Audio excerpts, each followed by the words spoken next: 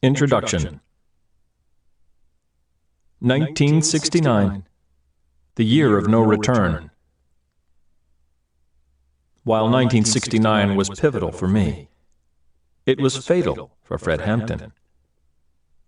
His life moved so much more quickly than mine and burned so much more brightly, only to be extinguished at age 21 by 2 police bullets to the head at 4:30 in the morning on December 4th.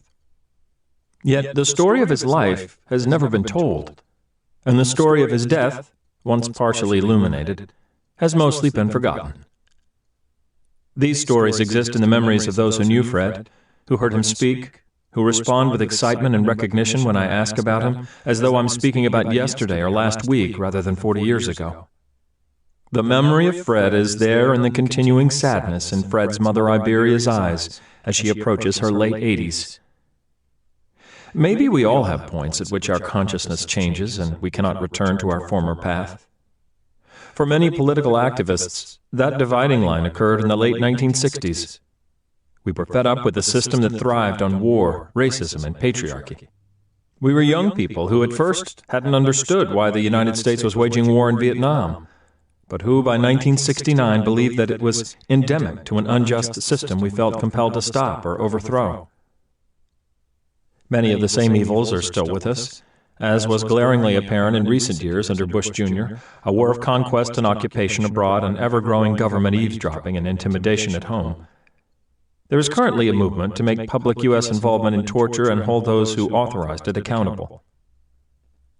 The Bush-Cheney-Rumsfeld team, with their legal apologists, John Ashcroft and Alberto Gonzales, implemented secret domestic and foreign policies in total violation of the Constitution and international law, and still seek to justify those abuses.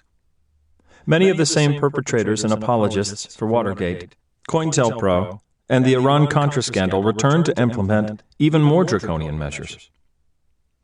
If this wrongdoing is not exposed and those who perpetuated it are not held criminally liable, then it is bound to repeat itself in clandestine programs like COINTELPRO.